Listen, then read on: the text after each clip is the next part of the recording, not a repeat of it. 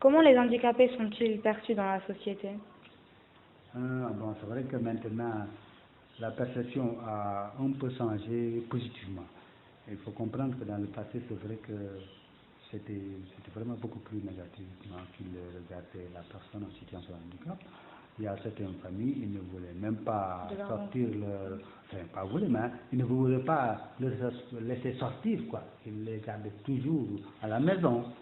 Ça, c'est vraiment, il y a quelques années, 20 ans, 30 ans, on le sentait beaucoup plus.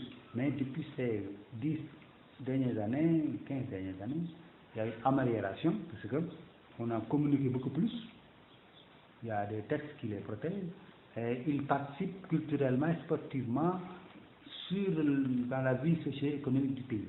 Ça veut dire qu'avec les télévisions, les radios, les journaux, ils voient maintenant que les handicapés sont en train de faire du sport, du théâtre, des activités, pour dire que, alors moi j'ai un enfant ancien, donc je ne vais plus garder à la maison.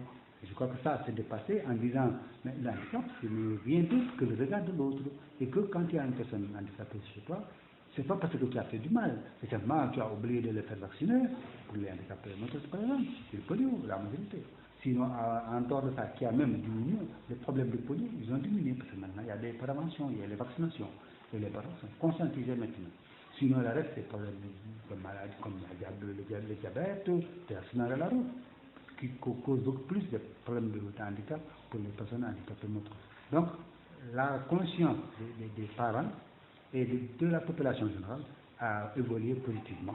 C'est que donc nous sommes contents par rapport à ça, parce que notre travail a porté ses fruits, parce qu'on a voulu faire comprendre au public, à la société, à l'État, que l'handicap, ce n'est rien d'autre que le regard de l'autre, et qu'il suffit de regarder, non pas ce qu'il ne peut pas faire, mais ce qu'il peut faire, et tu l'accompagnes, et puis ça va aller.